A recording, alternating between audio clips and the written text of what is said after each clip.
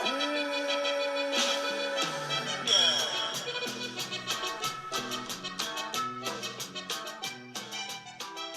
Mija, this is Diana and I'm Ana Rosa, and this is Mija Let Me Tell You, a space for growing, healing, and figuring life out as first generation Mexican immigrants.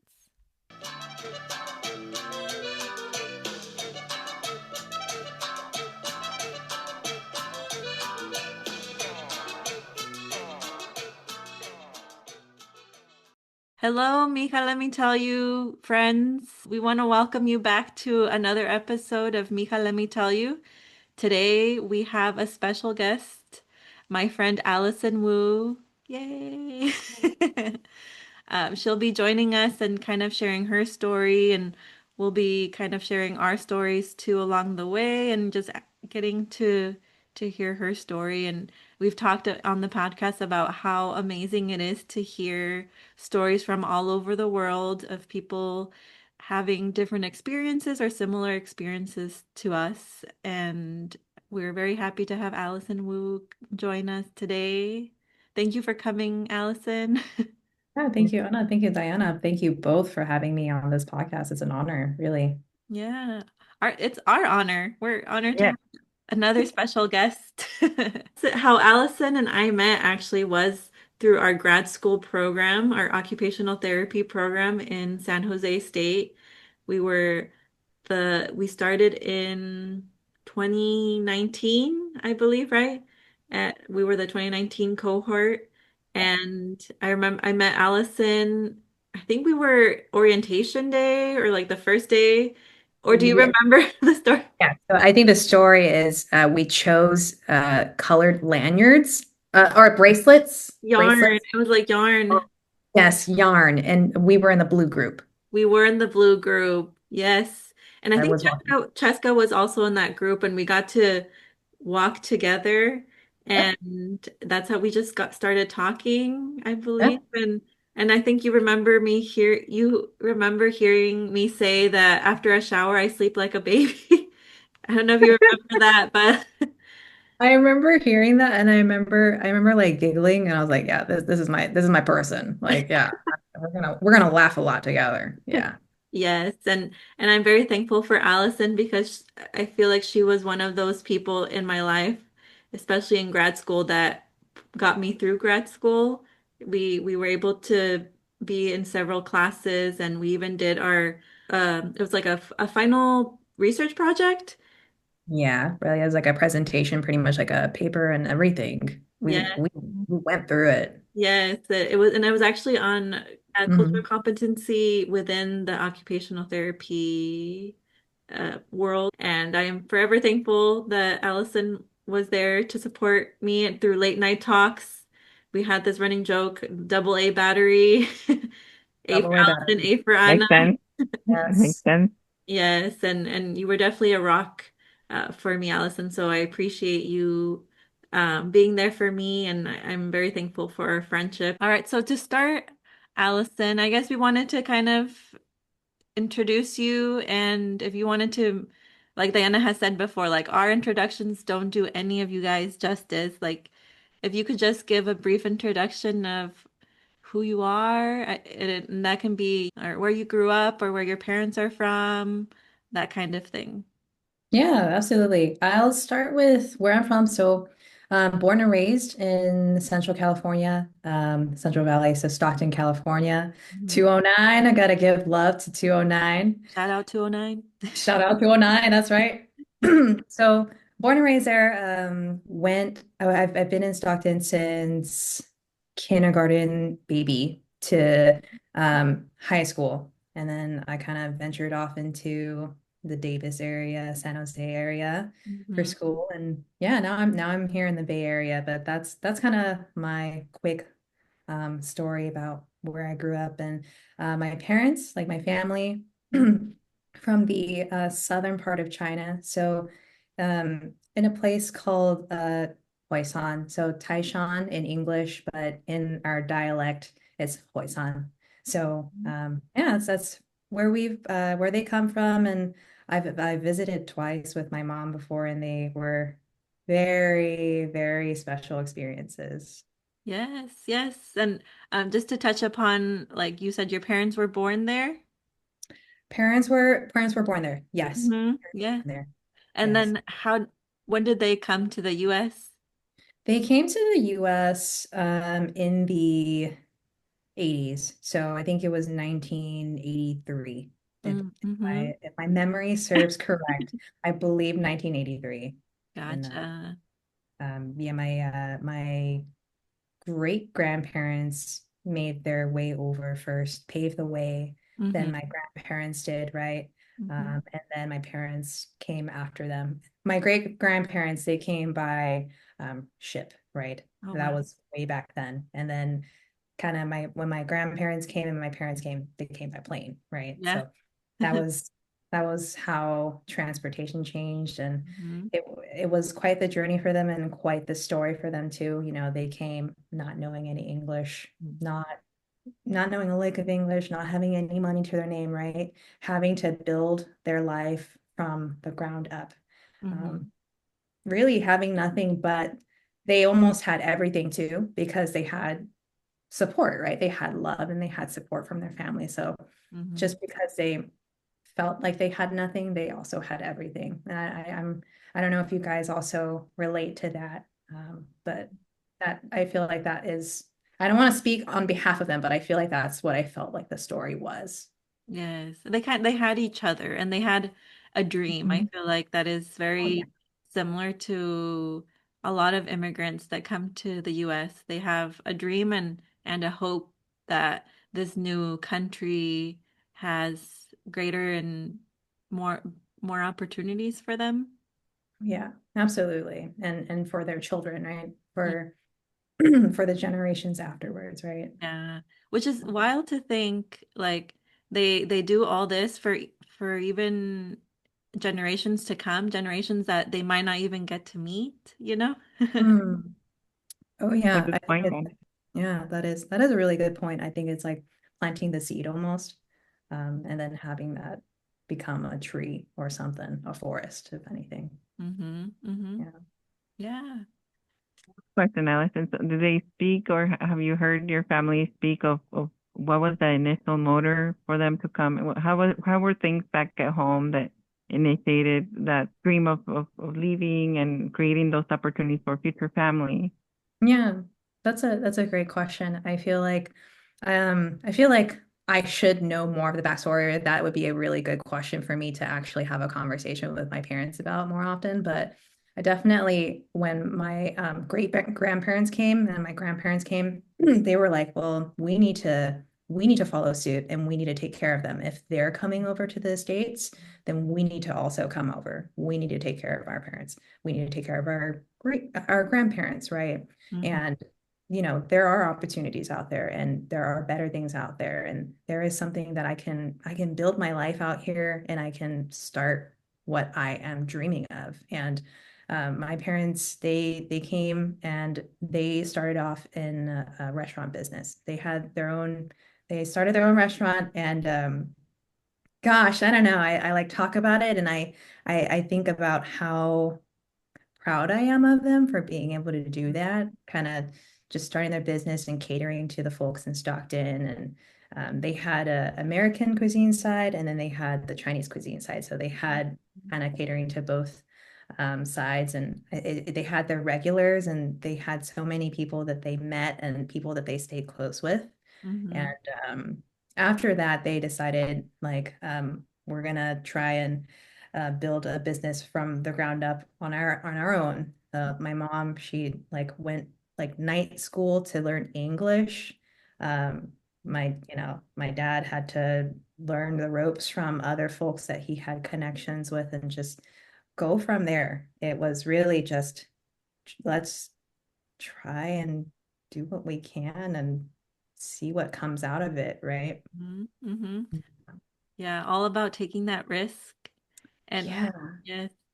And yeah. so when your parents got here, most of your family moved to Stockton. Was that where most everyone Mhm. resided? Yeah, everybody came towards the Stockton area. We were all kind of based there, and Yeah. that they decided this is going to be our home. Mm-hmm. Yeah. Similar to ours, Hakoma, where if one person comes from like your hometown, everyone starts coming and you start building that village here. The community. Mm-hmm. Yeah, a community that supports you, and helps you along the way, and that entrepreneurial spirit of immigrants, you share that, and I know it's similar with us. Like we business people, we Yeah. hustle, we Yeah. make things work, and it's amazing to hear, the resiliency of our immigrant community and family, to come and say, I don't know the language or I don't know how things work here, but they learn along the way. They're willing to experiment and grow in those ways, and that's amazing. It is. It is. It's amazing, and I think it's beyond brave to come. Yeah, exactly echoing what you've said, not knowing anything really and just coming here and trusting in it, believing in it, and just going with it. And they're like, you know what, if I make mistakes, I make mistakes, but I'm gonna grow and I'm gonna grow in this place. So it's Mm-hmm. amazing. Yes, yeah. And it follows that same idea of we're sacrificing everything, we're leaving everything Yeah. from our hometown, and we're here, might as well give it a try, you know. Right, right.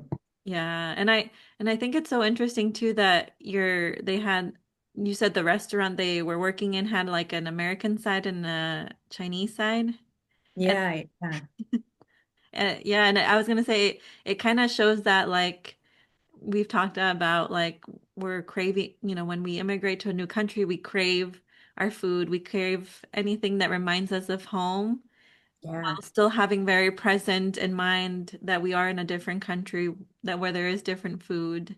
So that it was very symbolic in a way.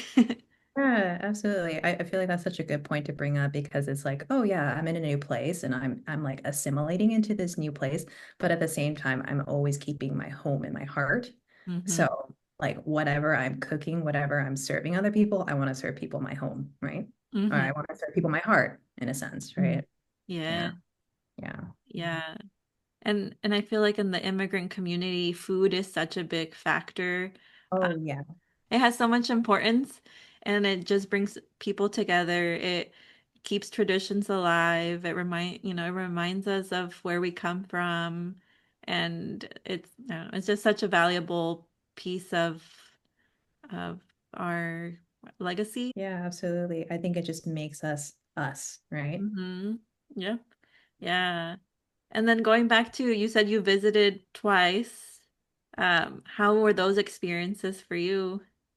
Um, Amazing. The experiences that I will never be able to get anywhere else, if that makes sense. Hmm. I went first time back in 2014 and then another time in 2016. So during that time, I just graduated from high school. So then I had that time right before college started. So, what best time to go before things got crazy and life started, right?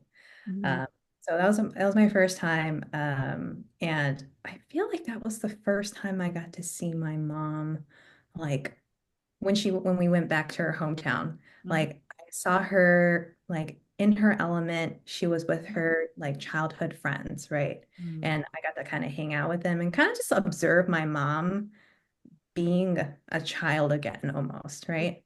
Like it was just so nice to see because I never saw that part of my mom. Like growing up, it was always my mom working all the time, right? Hmm. She was working, she was providing, working so hard, working nights, working long nights, long days, long nights. Hmm. So she was more of that provider for me. But then this trip was like, oh, she's so much more than just a provider, right? Hmm. She's got this whole life here, that she lived for so long, and just getting to see that side of her again was just like, wow, it's just so nice to see my mom. And I feel like I would not have been able to see that side of her without the visit. Hmm. So it was just really, really nice.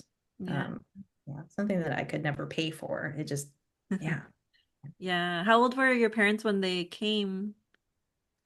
Came to the States. Hmm. They were 26, Okay. 26. They were 26 years old.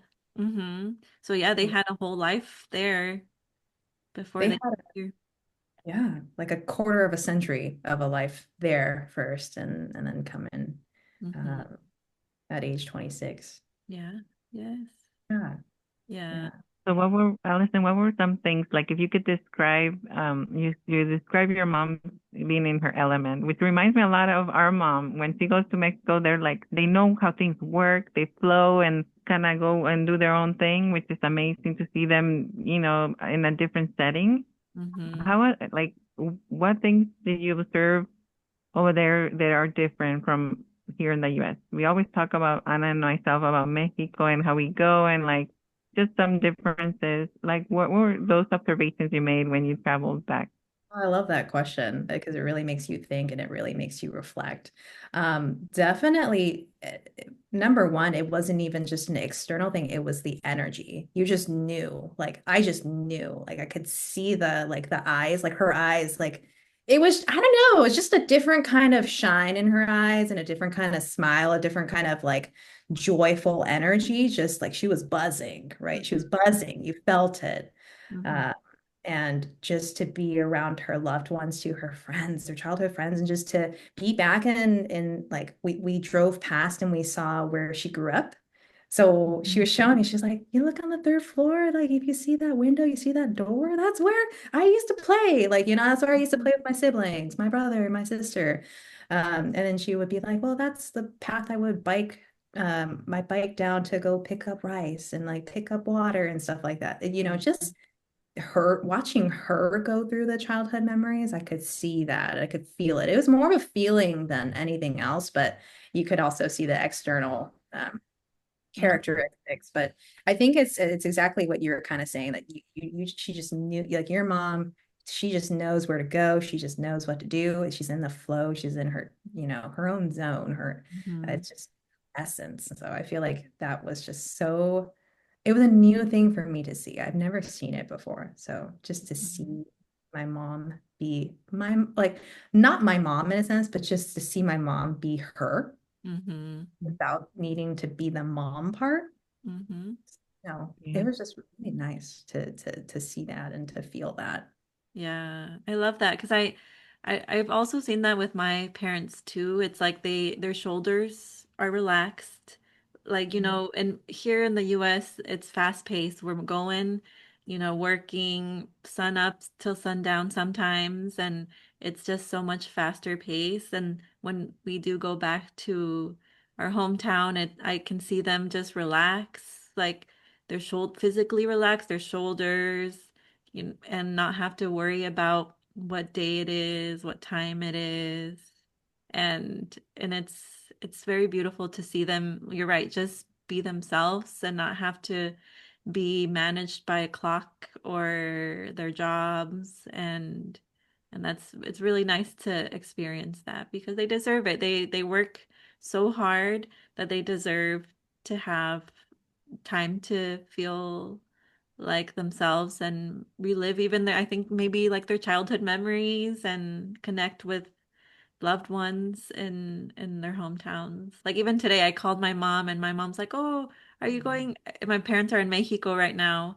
And my mom asked me like, "Oh, are you getting ready for work?" I was like, "No, mom, it's a Saturday." She's like, I don't even know what day it is." I'm like, I was like, "That's It's good." kind of interesting because I did talk to her too, and she's like, Mija, you driving? Because, you can hear, we were coming from the store from Santa Maria, and she's like, are you driving? Are you coming from work? And I'm like, no, mom, it's a Saturday. I didn't tell her, but I thought about it. I'm like, no, mom, Manuel is driving. We just came from the market, from the store. And then she's like, oh, mija, okay. And I'm like, it's interesting because she had the same, over there when you're over there, you lose track of time Hmm. because you're it's just different. Hmm.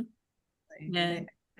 I, I feel like when you're relaxed and when you're in your element and you're back at home, yeah, time does not exist. You don't know what day it is, and you don't care what day it is, right? It's Hmm. it's a matter of letting it go, not needing to be in control of the time or the day.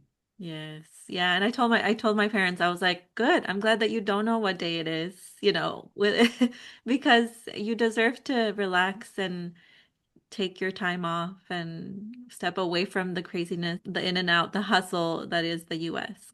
Absolutely. I feel like it makes me think of how a lot of our parents had to leave that life of not necessarily comfort, but just like a familiarity. You Hmm. know, they knew that life back then and they decided, well, I'm just gonna not throw it all away, but I'm just gonna leave it here in one place and then I'm gonna jump to this completely new place, put myself in a completely new environment. But I'm doing this for the better of everybody else, right? But it wasn't about them. It Mm-mm. was about everybody else. It was about people they didn't even know yet, right? Like children, anything, anybody. They didn't know them yet. So I just feel like thinking and reflecting back, like, wow, that's all I can say. Wow. Like they Mhm. decided, I'm gonna just let that go and I'm just gonna do this for other people. And I don't know, it just definitely goes back to like, yeah, you go and take that vacation. You go back, and you Yeah. enjoy your time because they Mm-hmm. just never really have that time to kind of stop and enjoy, right? Mm-hmm. Completely agree. And then you said that you went a second time. So I guess how old were you and how was that experience? 2016. So oh, this is gonna remind me of my age now that I do my math. 9 years ago. So I was around 20 years old. Mm-hmm. And I was halfway through college. So halfway through undergrad. Mm-hmm. So that second time going, I mean, it was just as nice, but I feel like now I felt like, oh, I was like, I'm kind of integrating into this now. I kind of feel like I'm making this my home because this is my second time visiting. And I visited once before 2 years ago, but I was like, oh, this is familiar to me now. Like I'm grooving. Like I was like, let's go to this stall here. They have really good kanji here. Like just kind of falling into it and kind of just feeling like I was a part of that system too, and really having that environment with my mom, just kind of just going with it. It kind of felt like I was her in a sense, like, okay, like I kind of know where I'm going. I remember this street, or I remember this place. We've been here before. So it Mm-hmm. was just as nice. It was just as nice. Mm-hmm. Kind of Mhm. that familiarity that you said it all felt familiar again. Yeah, Yeah. yeah. And did you in that any of those trips, did you feel any like out of place or just like did anything catch you by surprise that was like maybe culturally different than what you saw here in the US? Oh, that's a really good question. I feel like culturally different. The differences that I've noticed, I feel like it was the space. Everything there is more cramped in this in a sense. I feel like if you compare where I grew up in Stockton, it's like you never had a fight for a parking spot. You had everything there, and the houses were kind of you have like your own space. But in China, it's like you're going to be best friends with your neighbor. You're going to know your people. But that was also a good thing, right? You know your people, and that's what the community was all about. You knew your neighbors, you knew everybody in your community, you knew everybody in your village. And I feel like you felt the closeness and the tightness there. Like in China, in my mom's um hometown. But here it's like, sometimes people kind of just keep to their own. Don't like to butt our heads in other people's situations, but that's where we kind of lose that community and that village. So we have to really be um, intentional, right, with making sure that you keep your village and your community close to you. And I feel like that's where like my grandparents come in. That they were like they're the glue. Like my grandparents' home, they were the central hub where all of our cousins, all of our families, if we come for the holidays, that's where we go. We go to our grandparents' house. Mm-hmm. Uh, it just kind of leads into that. Mm-hmm. Yes. Yeah, very similar to ours too, where that the grandparents are the main meeting place for holidays, parties. just gatherings. And we've talked about it in Mexico too, where our grandparents are no longer here with us. And as since they're no longer here with us, that's kind of changed a little bit. Their homes are there, and we sometimes gather to be there as a family, but it's not as close as when they were here, in a sense. I think that's really nice that you guys still do go out sometimes to be, am I understanding correctly that sometimes you guys still do head out to the house and spend time there? Yeah, Because we have an uncle that lives right next to my grandparents' house. So when we would go to Mexico, we pass my grandparents' house, and I think my my aunts and uncles and my mom, they're hoping to keep the house as it is. The essence of what it was, not just like um emotionally and that bringing the space together, but just keeping us their things. Obviously some, set up, the jarritos on the wall, jarritos like the little, my grandma used to hang them up. She would make kind of like a rainbow, like tape with them, like multiple layers, and then she would, that's, it's interesting because she would make canela, así, or the té de canela. And she would say, just grab a jarrito, pour yourself. That was our thing when we gathered there. But that my family hopes to preserve that space because it's very special to all of us. And we have great memories growing up there. Mhm. And there's a lot of similarities I'm hearing, Allison, from what I heard in the beginning.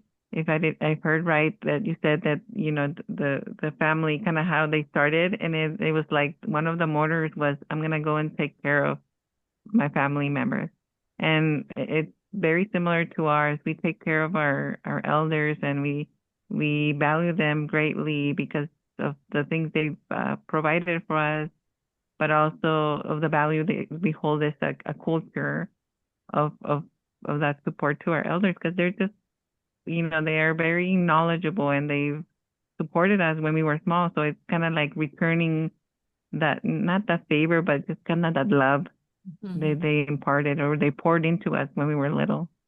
100%, they poured so much of themselves into our and the care and the love of who we are now. And every time I reflect back of, who I am today and the person that I am today and the characteristics, the personalities, everything that I have, everything good that I have, that I'm thankful for. Oh my gosh, I have to thank my grandparents.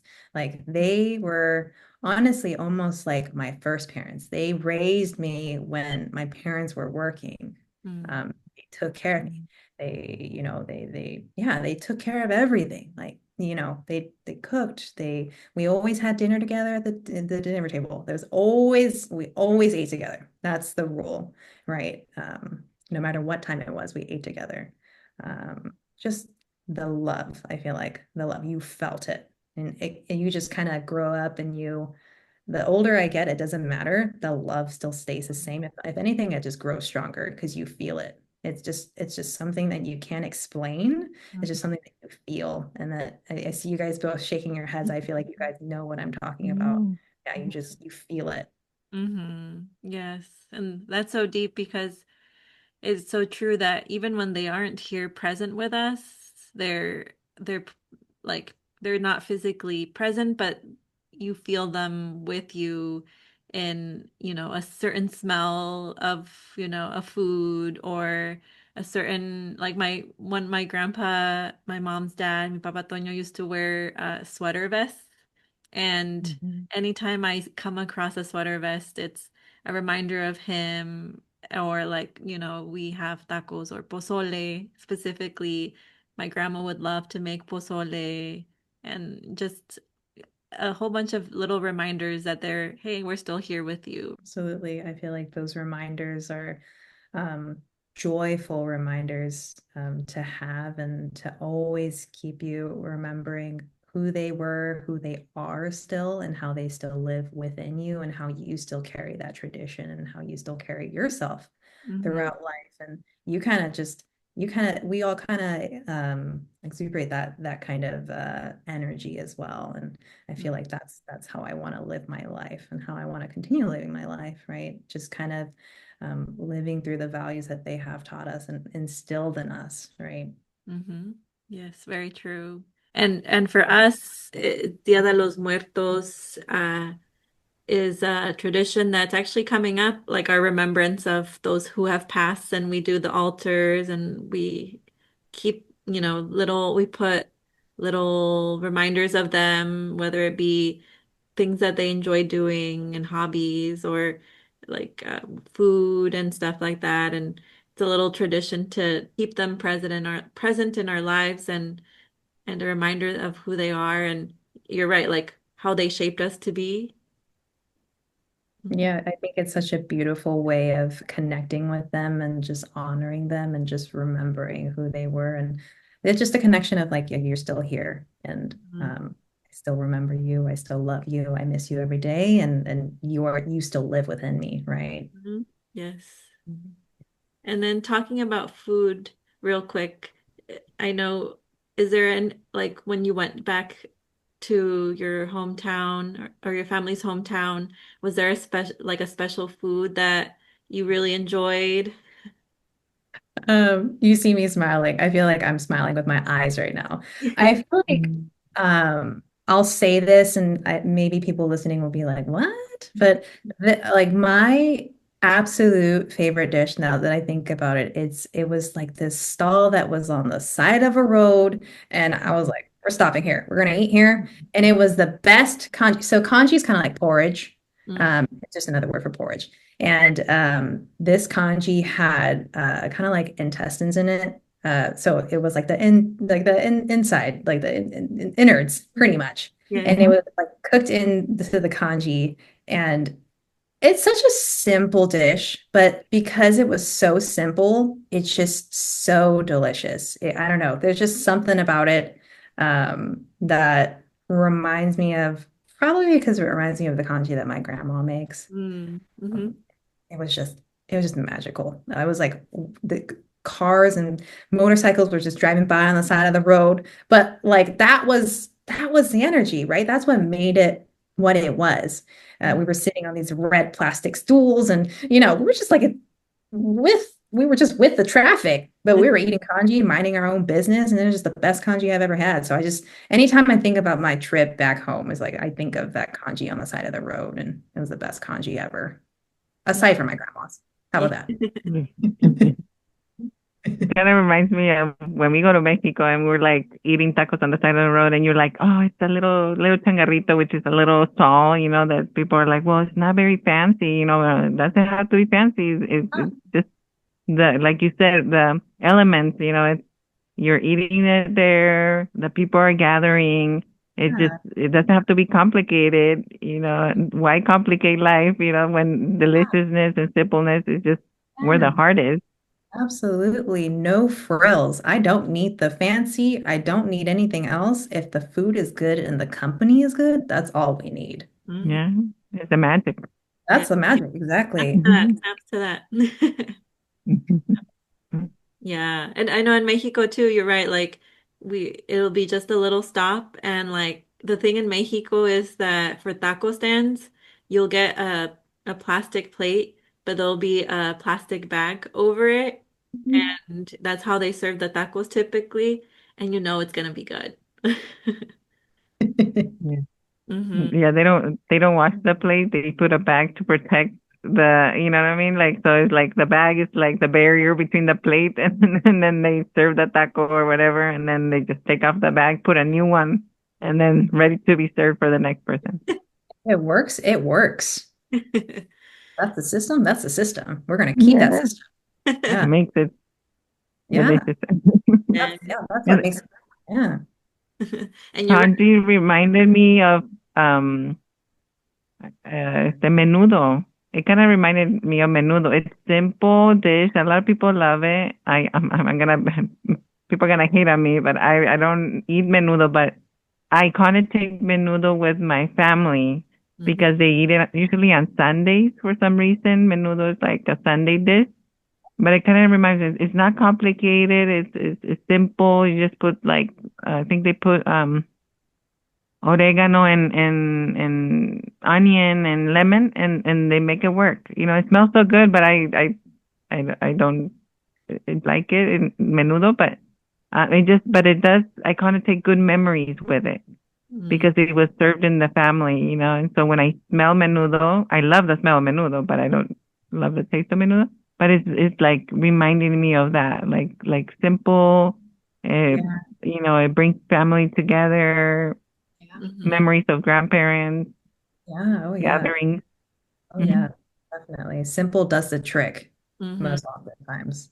Yes, and menudo is also innard, like cow innards. Yes. Yes, that's why it reminded me. I'm like, yep, it sounds like Sounds similar. menudo for us, but it's country. Yeah, and I love that your grandma made that here for you guys too, right? It sounds like that was something that growing up you got to experience and enjoy with your grandparents. Oh yeah, oh yeah. I mean, it wasn't even the food aspect. It was almost just being in the kitchen with them and just kind of the ASMR of, hearing them Hmm. chopping, right? Whatever it is they're chopping, the cooking noises. I wonder, I always think about like, why do I feel like I'm so at peace when I hear like cooking sounds or like kitchen sounds? It's because it just reminds me of that. It brings me all the way back to me as a baby. And there's a picture of me as a baby crawling on the ground, and I'm like wrapped around my grandma's legs, and I'm young, and I'm in that photo, and it just makes me think back to like, wow, I was really young, and I was already in the kitchen with my grandma. So, it had to have really followed me throughout life, and it obviously still has that impact on me now. Hearing the kitchen sounds, being in the kitchen with them, it's like, oh wow, like I feel like a child again, right? I feel like I'm transported back in a sense. Mm-hmm. So true. Yeah, very similar to experiences we've had too, where I think specifically of like tamales, making tamales. It's a whole team effort. Typically, Reiko, It takes a village. it does. Mm. It especially if you're making for the whole family for like Christmas or New Year's. We're making, I want to say over like 100, 200 tamales. And I mean it's a lot of work, but there's also beauty in like you the tamal like the hoja, what do you like the husk, I guess, the corn husk, and then the masa, and then people like putting it on the husk, and it's just people surrounding the table and just talking about what's new, chisme. Chisme time. Yeah, it's one of those memories that I hold dear too, where it's like it's a lot of work and we're just standing here for hours, but it also brings back a lot of beautiful memories of all of our loved ones and enjoying that time with them. Oh yeah, absolutely. And I think about just the act of sharing this, making something together, and then also enjoying what you guys made afterwards, and the conversations while having the tamales. Like, like that's Yeah, such yeah. well, like what a journey, literally from the start of like making it, getting the ingredients, maybe even going shopping for the ingredients together, and then making it, and then enjoying it, and even the dishwashing process afterwards. Like, you guys we're all still in the kitchen together, right? We're all still doing something. We're all doing something, but we're acting as a system, and it's just so nice, and you just can't replace those memories. Yes, yeah. Um, Do you mind sharing about like I know you mentioned your grandparents' house being a place of gathering for holidays and stuff. Can you kind of paint a picture for us of what that was for you guys? Yeah, absolutely. I guess I can probably I'll paint like Christmas as a story. I feel like before everybody would get through, my grandma and I we would go into the garage and be like, let's get the decorations out, let's get the inflatable mm, snowman, and let's get the Christmas lights, let's get the garland, let's get the tree out, and let's just decorate and put lights all over. she's like, we need to make the place look pretty for everybody. You know, all your cousins are coming, like all the family's coming, and there have been some really nice times where our cousins, our family from Canada, so we have cousins in Canada. They could make the trip over, and we would just have that time together. It's hard to get family together as we get older.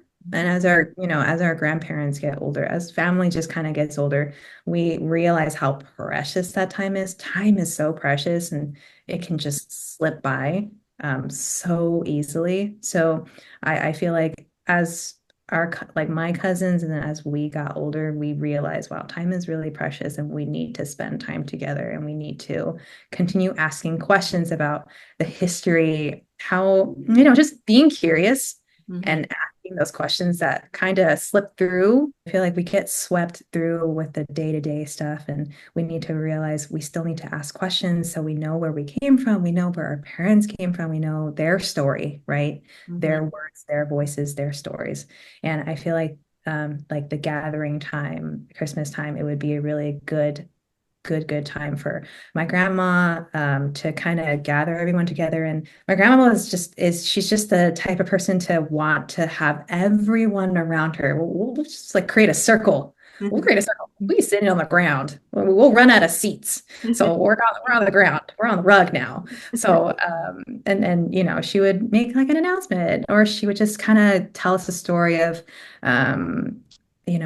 with grandpa, with my grandpa passed in 2023. So she's definitely more in the storytelling mode and kind of recalling memories and definitely just reflecting more. So that time has been very, very, very precious to have with everyone together, as many people as we can get in the house, right? And I know that that's been very valuable time for my grandma too, just kind of seeing everybody, like, wow, like I have all these people in my house and these are my grandkids, these are my great grandkids, just and being, Mm-hmm. seeing and being, I think just being present and being like, wow. I can see sometimes I just look at her from afar and I can see her kind of just like admiring, kind of just sitting there and just like looking at everyone from, slowly scanning and just her kind of studying and just being present and kind of just being there with us. Like you could tell like she was really like at peace in a sense. Mm-hmm. So that's a lot of how holidays have been going these, lately and recently. And, holidays are coming up soon too. And we'll probably try and recreate and make new memories too. Yes. Yeah. What is there a particular kind of food you guys make, or is there a particular dish your grandma makes or your family makes? Not necessarily for the American holidays. Mm-hmm. But American holidays, we just have usually we just make what we make. But for actually for Chinese holidays, we'll make it just when you guys were talking about the tamales, like it made me think of what we make. So it's in Cantonese, it's called tongyun, and pretty much it's in if you translate it, it's soup balls, kind of. And that's exactly what it is. They're like little white glutinous, like mochi. Have you guys had mochi before? Mm-hmm. No. Okay, for Diana, like mochi, it's just like chewy. It's kind of like chewy. Would you agree, Hannah? Like kind of It's like a chewy. chewy. I've had it an ice Mhm. cream, like mo Yes. where it's like a soft chewiness. Soft. It's kind of like soft Okay. chewiness. Yeah. Mm-hmm. It's like if gum were to give out. Like Mm. gum isn't gum, but you can chew Okay. it. And so we would make these tongyun, like the glutinous balls, and we're just around the table and we're just, rolling the balls, making them into ball shapes, and we're just throwing them onto the tray. And what we usually do is we just have a big wok of hot water going. You just throw them in there, you let them float to the top, add in water again, make sure that they're fully cooked, and then that goes into like a savory soup. And that soup has a bunch of different things, dried shrimp, maybe some different veggies, some Chinese sausage, some, pork, like sliced pork, things like that. So I think it's those little traditions. When you guys are talking about the tamales, I feel like I was really brought back to that, like, oh yeah, like I was around the table. I remember sitting next to my grandpa, my grandma, both doing it, and like just doing it. And like, I don't know, like, those moments, they just mean a lot. They just mean a lot. Mhm. Yeah. Yeah, something we Yeah. carry with us. Mm-hmm. Mm-hmm. Hmm. I figure you had those conversations too, catching up and sharing memories, and as you're making that dish. Oh yeah, for sure, for sure. And they would always have stories too of like, oh, back then we would make this and we would make that, and just kind of hearing more of their end of, the memories that they had too, because it was memory lane for them too. It just gave them a space to share, and I feel like it's just so nice to be able to have that time, with your loved ones and your grandparents especially, right? Yes. Mm. Yeah. We've talked about how, our parents weren't born here or raised here in the US. And I know your experience is similar in that sense where your parents weren't born here and they grew up in another country. And we've talked about how kind of the upbringing is different in a sense, where, they've completely moved from their comfort area, comfort zone, and are now raising kids in a different country. And Yeah. and then it sounds also like your grandparents took on that role as well. Is there anything from your childhood that kind of made you feel like that, where made you stand out compared to your white peers, or just having Oh, parents that were born somewhere else of a different yeah. culture? Definitely. I mean, so I guess I was lucky enough to say that I grew up in Stockton. Stockton is more of a diverse city, so you have more people of color around you. Um, Great. It was great having that. I didn't go to a private school, it was public school, and private school, you're going to have the segregated kind of, Mm-hmm. you guys are both shaking your heads, yes. But public schools, it's like that's where it's at, right? That's where you learn, that's where you grow, Yeah. right? To be put in that situation. But for me, like I remember I was in ESL. So I started kindergarten. I didn't really know a lick of English. I didn't know too much because my grandparents, my family, they spoke to me in Cantonese. They're like, well, you're going to speak Cantonese. You're going to learn Cantonese because you're going to speak to your grandparents. You need to know how to communicate with them when you grow up. That was very important for them, right? Mm-hmm. So English wasn't really like we weren't really focusing on it. So I kind of went into kindergarten, and they were like, "Oh, like Allison needs to go into ESL first grade." So I was ESL first grade, and I was like around people that kind of looked like me and then folks that didn't really look like me. But I was kind of wondering, like, oh, like, why were we, I didn't really have that realization yet, but I was like, oh, like, I am in a class with folks that look like me, but also don't look like me. But we also, I guess we're in this class together, but why? Like obviously as a first grader, you don't really have the thought process of like, oh, because we don't, it's English is our second language, right? Mm-hmm. Uh, but I feel like that experience and just growing up in Stockton and being in a public school that helped me be better. Like, I was awake. Like Mm-hmm. I knew that there were other people out there that I had so much to learn from and that we could be better together. We can be stronger together, right? You just have so much to learn from other people when you take the time to learn about their stories and who they are and where they come from and what matters to them. Mm-hmm. Really, like, that really helps shape who you are and who you want to be and who you want to hang out with, right? Uh, you want to be around those folks, right? Mm-hmm. My husband, he was born here in the U.S. He's descendant of Mexican Yeah. background. And Yeah. he shared with me, he's like, my parents spoke to me Spanish all the time. And I went into kindergarten. He didn't go to preschool or anything. He went right into kindergarten, and his grandma used to care for him, before his mom would work and things like that. And then he went to kindergarten. He's like, I did not know English. Like you said, a lick of English, not at all. It was just Oh, all new.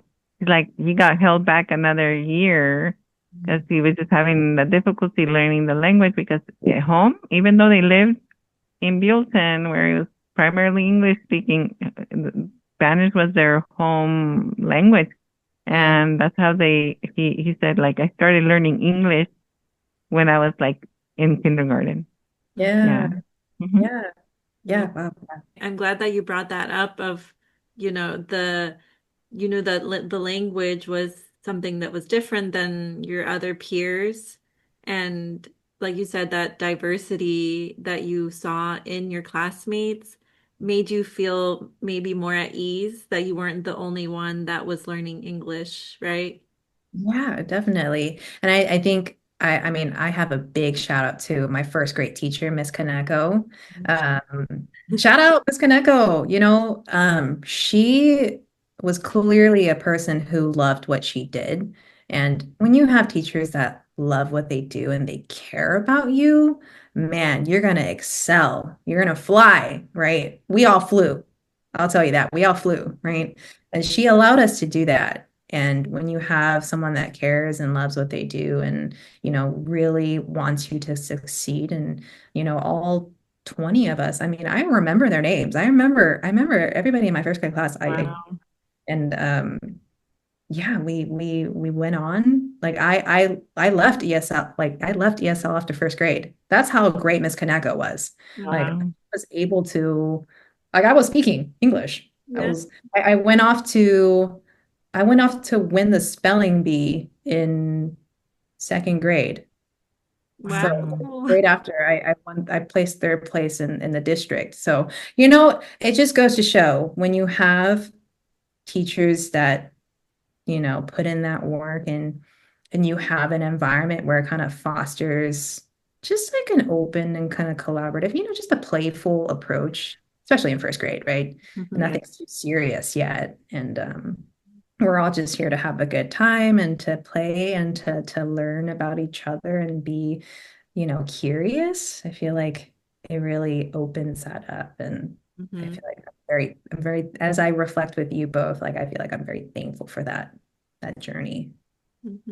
It's very similar to like we've talked about those helping hands that help us along the way, that especially as immigrants that our parents are raised in a different country and just experiencing the American way for the first time and having those people give a helping hand to us. And it sounds like that teacher was that for you. And I know we've talked about complete strangers helping our family, and we've also talked about the impact that school counselors have had in our lives and in our careers. That saying it takes a village, where it's where we are now is because yes, we our own determination and hard work, but also because people saw in us what some maybe we couldn't see in ourselves.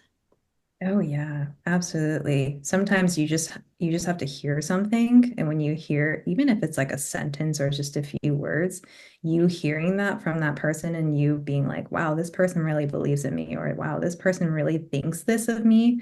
Mhm. Well, it makes waves, right? When Mhm. it makes waves, then you're going to be an ocean and you're going to realize like, "Wow, I'm so vast and like I can now make waves and I'm going to be that person that, continues to be that person for other people because we need to be, right? Yeah. It's gonna prompt a question from me is in that educational journey, since we're starting to speak about that for you in first grade and as you went along all the grade levels, how was like was there an expectation of going to college? Well, how was that in your family?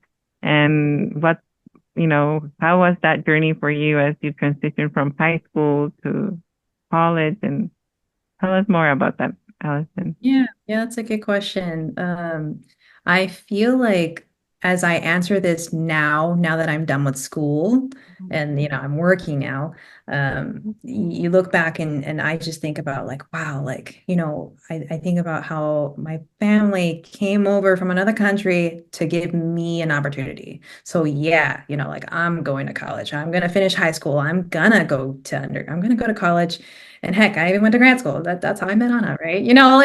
Just the whole the journey of going through it because my parents gave their life up so that we could have an education, so that we could have a more comfortable life, right? We wouldn't have to struggle as much, right? They paved that way, Mm-hmm. right? Through and through, they paved the way. So, that definitely was a factor, because I knew how hard my parents worked. They would go to work and they wouldn't come home till like midnight, like just long nights. I never got to see them most times, but it was because I knew they were working for us, right? They're hustling, like y'all were saying, hustling, right? That's the word, hustling. And I think there weren't any expectations. It just was instilled because we knew how important it was, that my parents are working so freaking hard. So I'm gonna need to work just as hard to make them proud, Mm-hmm. right? It's the pride aspect of, yeah, like your efforts were worth it, right? I'm gonna go to school. I'm gonna be educated. I want you guys to be happy, and I want you guys to see what happened because you guys put in all this effort, right? And it it was that kind of push of like, yeah, I'm going to be educated, but at the same time, the push of me going through those journeys, like it led me to meet the people that I met. Like I wouldn't even be on this podcast if I didn't meet Anna, right? Like that kind of thought process of, oh, Yeah. we went through those journeys because we were trying to honor our parents' hard work. But at the same time, wow, we are who we are because we went through those situations. And during those times, we would never be able to click a button and be like, yeah, I'm just going to choose this route for myself. It kind of just happened, right? It just fell into our laps, and we kind of just went with it, and we went with the flow of how things were going. Like you said, it resonates with Anna and myself that, Mm-hmm. my parents, went up to sixth grade in Mexico. And even though, they were very involved here in attending meetings and stuff like that, it's like it was our way of kind of repaying their hard work, or like you said, kind of like having them reflect and say, it was all worth it. All our sacrifice has been worth it because they came here for opportunities, and included more education and in that route, even though they didn't have the opportunity, they wanted that for us. Mhm. And they might not have known how that would happen for us, but they knew that, you know, especially our parents, for example, they would be like, okay, we don't know how the system works, but we have faith that, they're going to go to school, and we're going to be present when needed to be present. We don't know what we need to do on our end, but we trust that there are people along the way that are going to be helpful. And for us as children, like, it resonates, Allison, like what you say is that kind of like repayment in a way, or like, hey, saying to our parents, your hard work and dedication, you spending long hours at work, and sacrifices that you've done along the way are paying off. And this is one way they are paying off. Mm-hmm. And it's our way of saying thank you too. And in a way of saying thank you, we're also creating, like you said, a path for ourselves and a future for ourselves. And I think part of it too, like our parents have jobs that require a lot of physical labor. And I know from my parents, I've heard them say, hey, like go to school so you don't have to do this physical labor that I'm doing. My mom cleans houses. My dad used to work at a horse ranch, and now he works in doing landscaping. It takes a physical toll on the body. And I just remember them hearing like, go to school so you don't have to be doing this, so that you can maybe have a less physical job, I guess. Even though OT sometimes, depending on the like setting, sometimes you do have to do some like physical work, but not as much as cleaning a house does, or being outside in the sun all day has that toll on your body. Absolutely. It's the wear and tear, right? Mhm. Yeah. And they've been through it, and they know what it's like, and they have that the wisdom of, if we can try to get you out of this and you not going through this path, let's try to have you go through another path. And then I was going to ask you, now as a working woman yourself, an occupational therapist, have you noticed or have you experienced that having a diverse cultural background has helped your practice, or have you connected with your clients in a way that has you felt has been helpful, Beneficial. beneficial? Yeah. Oh, absolutely. I mean, it started growing up in Stockton, right? That was the seed, like going to public school and then going through all those grades and meeting the people that I met. It started there, right? And it bled through all the other years of my life, but especially like when at work you realize you meet people of all different walks of life, all kinds of different people, different age, different abilities, just different personalities, right? And go through that with such a more of a wide lens because there's no tunnel vision. I Mm-hmm. don't see things one way. There's so many different ways of seeing things. And at the same time, that kind of complicates things. But at the same time, it's almost a beautiful thing because you're able to see such a wide lens. It allows you to see that person for who they are, and it allows you to really hone in on, what do we need to do for you right now? What can I do for you? And, how can we make this work for you?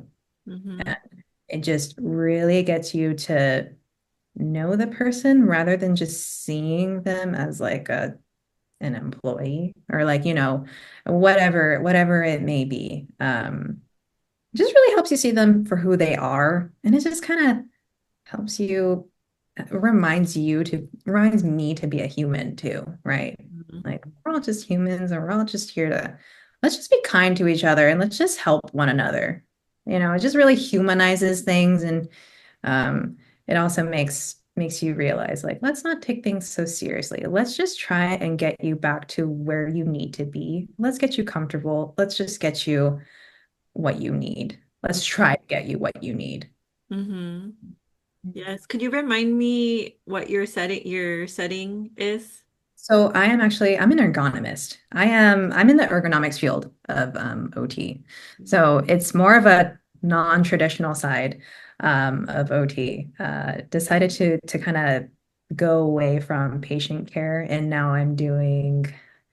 So I'm at Stanford, and I'm in the ergonomist at Stanford, and you get to see different people. I like to labs, hospitals, clinics and whatnot, theater, performance area, just anywhere. You meet people, like I said, you meet people of all different walks of life. You meet just anyone. Like I saw an archivist at the library area the other day. And it's like, oh my gosh, I didn't even know that you did that as your job, right? But it just allows you to, I don't know, it opens yourself up to like all the possibilities of who you'd meet and just being open to meeting people and just treating them as you would treat anybody else, right? Yes, yeah. And for those who don't know what occupational therapy is, because there's a lot of people that don't know, Mhm. and especially an area it sounds like that is non-traditional of OT, you're supporting in the sense of helping your clients be able to do their job or be able to access their job. In a sense, I'm trying to make their workstation or their work environment or the tools that they use, the equipments that they use, more ergonomically efficient in a sense. I'm trying to have them be safe. Yeah. They potentially may have been injured already, and we're trying to get their workplace in a place where it's like, let's get you this panel lifting cart so that you're not using your body physically for this. Let's get you an equipment. Let's get you a tool to do this so that you're moving your body properly and safely. That's my whole goal. Like I feel like I'm OSHA right now. Like I'm like Yes. the eyes of OSHA. Like we need to get you safe. We need to get you injury free. Let's not have this happen to you again. And if it does, I'll be here for you. Like I'll come and I'll visit your work site. Let's talk about what we can do for you. Like, oh, that looks a little.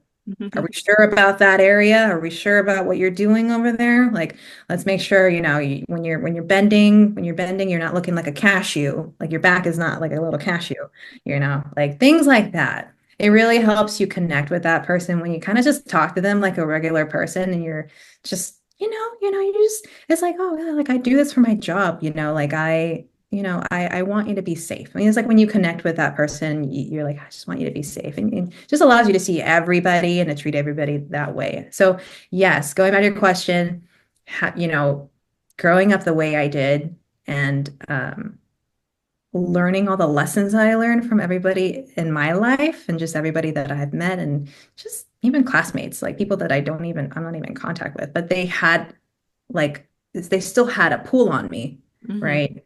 As growing up.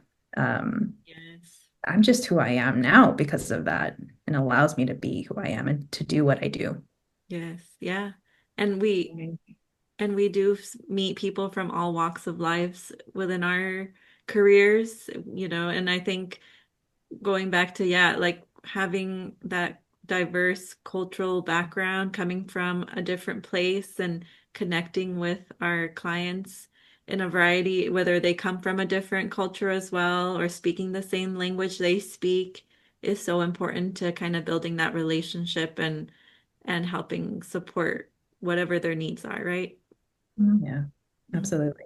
Absolutely. And it's important work because when I was pregnant with my son, I had sciatic nerve and like back problems, so I was there at work, and I worked, they came to my office, they fixed things a certain way, and I was very grateful because honestly, we were instilled in hard work and ethic, so sometimes we power through things and don't think, to think, oh, there might be something that could be done for like office space, like, and how I'm sitting and how I'm doing my work because, I'm gonna get it done, and so Yeah. it really helped me, like, they even gave me like, okay, you have to, be a certain way, turn, like your head, don't be like, your level of your screen. And it was very eye-opening because it's kind of like the self-care that sometimes we take for granted, because we are gonna get the job done, But then, I'm very grateful for what you do because it reminded me of that space and that situation, that season of my life where I was like, oh, the sciatic nerve, and I was like, I could have not spoken out and things would have been the same, but I'm glad I did because there's stuff that could be accommodated and done for you to be able to care for yourself. And Yeah. so it's just what you were talking about. It's like, oh yes, I lived that, and I'm glad that you're in that part because as in our cultures, there are individuals who will power through it and don't think of anything of it, but there is support, Absolutely. available. Absolutely. Oh my gosh. Thank you for sharing. That's such a nice story. And I'm so glad that there was somebody there for you, during the time of sciatica, because sciatica is not fun. When you have sciatica, it's never, I would never associate sciatica with the word fun. Mhm. So I'm really glad that there was a person for you. And yeah, you bring up such a good point that yes, I meet so many people who are like, I'm like, well, when was the last time you took a break? Like during your 8-hour shift, when did you take a break? They're like, what do you mean a break? Like what? Like a break? Like what is that? So it's so true. The working through it of the just I'm not going to work until I'm not going to finish working until this is done kind of thing. And yes, the self-care kind of the conversation that you start to have with people. It could be somebody that's like in their 50s who has worked so hard all their life and they're like, "What are you talking about? Like take stopping? Like you want me to stop to stretch? You want me to stop and go to the restroom? You want me to stop and, drink some water, right? Just the simple Mhm. act of hydrating is foreign to them Mhm. because they've never had anybody come up to them and actually have the conversation of, hey, you need to really take care of yourself so that you don't, end up feeling the discomfort that you're feeling right now. And I feel Mhm. like it's such a therapeutic way of kind of healing maybe like the past generations of the mindset of hustling through it, kind of like going through it. So I feel so grateful to be in this position of being able to open up and have these conversations with people that have never had them before and kind of just making them realize like, hey, you actually have agency to do this. You Mhm. should do this for yourself. You should take care of yourself. It's such an important thing. And that is like hopefully a domino effect, a waterfall effect into their life because they're like, oh, now like the seed is planted in my head. Somebody talk to me about this. I'm gonna remember that this person, like, there's always that joke of like when people see me, they're like, oh, when I see you, sometimes I just like straighten my back up. Like I actually like I sit like properly in my chair now. I don't know why you have this effect on me. And it's like, well, I don't want to have that effect on you, but if I have the effect on you of like where you see me, you're like, oh, I need to drink, I need to remember to drink water. It's like, okay, I've done my job. That's my job. I want you to remember to take care of yourself, right? That's my job to make sure that you take care of yourself, that you don't get hurt. Like, right. So I don't know. I think it's just such a beautiful position to be in, to be able to take care of people that way. Yes. Definitely. I can relate and thank for the work that you do. Mm-hmm. And I'm going to take it back a little bit and say what influenced you into getting to this field of the occupational therapy. Um, how was that journey for you? Oh yeah. A lot of why I got into OT first was because of my grandparents. They raised, our conversation, they raised me. I just feel like I wanted to give back not only to my grandparents, but to all of the older adults out there, the gerontology setting out there, Mhm. right? They're out there. And I feel like a lot of the times they're forgotten. They're forgotten. They get older and it's like our life goes on. And a lot of the times they're maybe like thrown into the nursing home. But in like in our culture, it's like, oh, we we'll never send our grandparents off to a nursing home. They're gonna live with us. Like Yeah. my grandparents, they live very close to my parents right now. They're like a walking distance. So it just works out that way. They're very lucky to have that, very lucky to be in that position. We realize how lucky we are, but that's the kind of unit that we are, right? And so, being so close with my grandparents, I wanted to start off in the older adult setting. I kind of found an OT internship back in Davis during undergrad, during my last year. I just kind of fell into it. And I was like, oh, it was at a adult day health center. And there was this particular participant at the adult day center who really reminded me of my grandpa. And what we would do for therapy sessions is he would just play the piano and we would just kind of, he spoke Mandarin. Mandarin is not my language. I know Cantonese, a bit of Cantonese. And I didn't know any Mandarin, but I found myself going back home and voice messaging my mom saying, like asking her, how do you say this in Mandarin so that I can talk, I can communicate with, this Mr., participant. And it just kind of was like, oh my gosh, like this if this is what OT is like being able to meet our participants where they are in this life, in their life, and working towards what they want to work towards. Um, that's the heart of OT, right, Anna? Like that's Yes, the that heart. sounds Yeah. like. That's like the heart of it, right? Mhm. Like meeting our participants where they are and working towards what they love, what they need to do in this life. And I was like, oh, I'm like, this is awesome. Like, like this is great. There's like a job for this. So, that kind of led me towards looking for or like getting my hours for OT school. And then, applying for school. And then, I got a letter back from San Jose State. And, San Jose State, we got to shout out San Jose State, Shout out to San Jose State. Shout out to San Jose State. Yeah, and that's where I met like the most beautiful people in my life. Like I still have connections with the folks that I went to grad school with. And Mhm. gosh, it just plays such a big role into who I am today too. So Mhm. yeah. Wonderful. Just love that. You're gonna make me cry, Alison. I love that because yeah, we all find OT in our own way, and we'll have another episode where we will talk about like our grad school experience. But it's very true. The heart of OT is helping others, just as Diana's counseling is also helping and guiding students to meet their goals. It's very similar to OT. We meet a person, but we also take into consideration them as a whole and where they come from and where they want to go. And we're just guides to get them there, right? We're just little supports to help them there, achieve what they want to do. Yeah, Mhm. very true. I wanted to add real quick about, I know we were talking about the hustle mentality within the immigrant community. And it's very true what y'all were saying about like just generations. Like I just think of my grandma's generation and how my grandmas were just really hardworking, like always on the go, go, go, and almost felt sometimes like if they were sitting down, they felt like they were being lazy, right? And that concept of self-care was kind of foreign to them.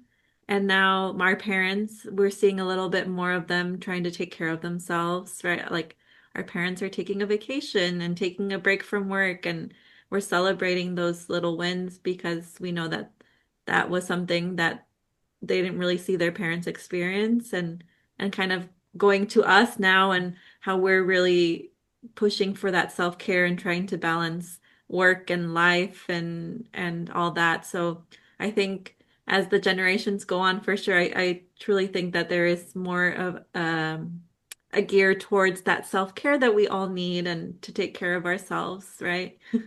Oh yeah, super essential. I think we're the generation that we know we're going to be breaking barriers. Yes, yeah. And we already are. We already Oh are. yeah. Mhm. Yes, so I love that. I love that we are taking care of ourselves and trying to make it uh, a daily habit as much as we can in the hustle bustle that is work. I think the most important thing to remember is the intentionality behind it. Like you're keeping that in mind, even though maybe you didn't get to it, you still thought of it, right? It's the thought that counts. It's just having that little floating cloud, like, oh, maybe I should, like you had the floating Mhm. cloud, and maybe you didn't listen to it that day, it kind of floated away, but Yes. the cloud still floated by, right? And you still have the cloud float by. And feel like it's just the Mhm. intentionality and just recognizing it. They're like, oh yeah, like I gotta remember to do that, right? Because you're just reminding yourself, gently reminding yourself, like, I gotta do that. I should do that. Yes, Mhm. definitely. What is a message you would give someone who maybe just arrived to the US or is experiencing kind of a similar situation to you where, their parents were born somewhere else and kind of experiencing life through that lens? Is there any message you would like to give someone? Yeah. Oh my gosh. I have met people like that. And the people that the message that I would give to that person would be meet people like Anna, meet people like Diana, meet people like me, right? Meet people like us, and we'll guide you, right? We'll be that person that will check in. I think checking in, having someone being there to check in on you and check in with you, right? Two different things for me, check in on you and check in with you, Mhm. two very different things. But having those people or that person be there for you, finding that person, whoever it may be, Mhm. um, find your anchor. And when you have that person, I feel like it makes the transition, I wouldn't say that much easier, but just it feels a little more comfortable, right? You have that person and you can rely on them, and you can ask questions, right? Just being able to have the platform to ask questions, and whatever, if they think it's silly or a dumb question, it's like, oh, there's no such thing as a dumb question. Just ask me the question, right? There's no need to feel silly about it, right? We're just having a conversation. So I think just, yeah, that's my answer. Find people like Anna, find people like Diana, find people that are here for you genuinely, Mhm. and come with intention. I think intention is my favorite word, as you can tell. Mhm. It's intentionality is just so important to have to pass along to other people. And when you have that intention, other people feel it and they kind of gravitate towards it, right? Mhm. So that's my answer. I love that. I love that. That was beautifully spoken, because at the same time it's like those, it remind me of the helping hands, that those people who are genuinely there because they've been there and they understand where you're coming from, or at least are empathetic. Maybe they don't understand fully, but they understand that there's a journey that is different for everyone, and there could be a support system along the way, walk alongside you. That was beautiful, Allison. Yeah. Thank That was you. beautiful. Yeah. Thank you. Thank you. Thank you. I'm very happy and blessed to have you here in join our podcast today. Oh yeah, no, echoing the words back to you, and yeah, thank you, Anna, thank you, Diana, like both of you, for having me on and for just giving me the platform to be able to kind of share in a way that I've never shared before, and kind of just so almost in like bare bones in a sense, like here, this is like who I am now, and um, just a really nice time to be able to reflect. And you guys had really thoughtful questions to guide me through. And yeah, it was really nice. And it was really, really great hearing from both of you guys too about how like the similarities and everything, we're all closer than we think. Mm-hmm. Yeah. Yes. And that's the beauty of what we want to kind of provide a space for in this podcast. That, we think, oh, different cultures, but we're closer than, there's a lot of similarities and commonalities. And, we have plenty of examples in this podcast and in sharing this space with you. And it's just reflecting that, sometimes we feel very separate, but there's more in common than we think. And whenever we cross paths with someone who, like you said, like someone meet Alison, Ana Rosa, people that look like us, there are commonalities. You can spark the conversation, and we'll probably have something to say, because we do. Mm-hmm. Yeah, yeah, yeah. That's such a beautiful way of saying, this is what connections are. You can just put two people in a room or a few people in a room, and it just kind of takes off, right? And Mhm. that's what makes us who we are, and such a beautiful way of connecting. Yes. Yeah. And there's beauty in that diversity that we do come from different cultural backgrounds, but we are stronger together because of that diversity. We all bring our own world, our own thought, our own experience and create something beautiful, right? And Yeah. and I think that like Miko Mariana said that is the reason we wanted to kind of create this podcast to share stories, to create a platform where people can hear stories from different cultural backgrounds, people from different walks of lives, but we all, in a way, are sharing that human experience, whatever it might look like, right?